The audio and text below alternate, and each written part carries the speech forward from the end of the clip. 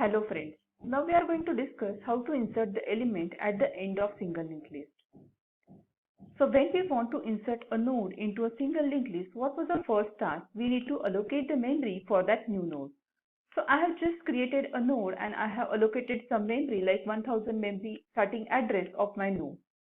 After that, I will read the data for that node. So I have just read the value that is nothing but 10 for this new node. After that, I will assign the data to that new node. So 10 value is assigned to the new node, as well as I will keep it next to the null. So now my node creation is completed. Now my task is I want to add this node at the end of single linked list. So when I want to add the node at the end of the linked list, there are two possibilities. First possibility will be like, if your linked list is empty, in that case, whatever the node you are trying to add, that become a first as well as last node. So for that, each section is given. So I will first check whether my start equal to null. That means my linked list is empty. In that case, whatever the new node is there, that new node become my start of the linked list, as well as that new node becomes the last for my linked list. So this is the first case when we want to add the node at the end of the linked list. Now what was the second case? That means if your linked list is not empty and you want to add a new node at the end of the linked list.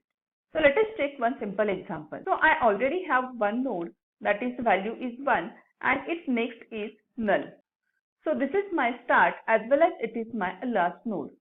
So now my linked list is not empty and I want to add a new node. So for that, first I will go for allocating the memory for the new node. After that, I will read data for this new node. So I have read data 20 for the new node. After that, I will assign the data to that new node. So 20 data is assigned to the new node. After that, I will set new node next to the null. So now your linked list is not empty and you want to add this new node to the existing linked list at the end. So in that case, first part will not work. So in that case, we need to go for the second part. So here you can check that this is the start of my linked list as well as the last of my linked list. So we want to add the data at the end. That means we need to create a link from this node to this node. So if I want to create the link from this node to this node, I can read it as a last next become a new node. So that was the first statement given, that is last next equal to new node. Now if I add this new node at the last, this new node become a new last for my linked list. So for that a statement is given, new last is nothing but a new node. So this simple step we have to follow for inserting an element at the end. Now we will just execute the code and we will check the output.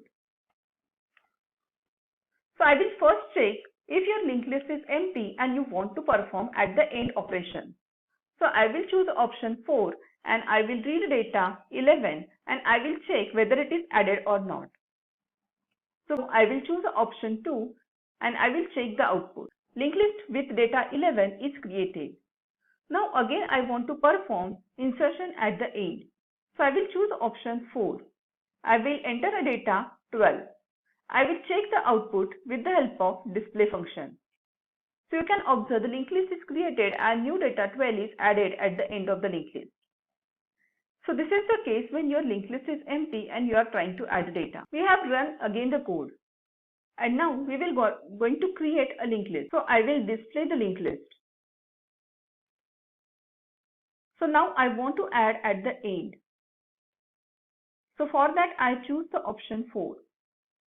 I enter number 23 and we will check a display function for the output.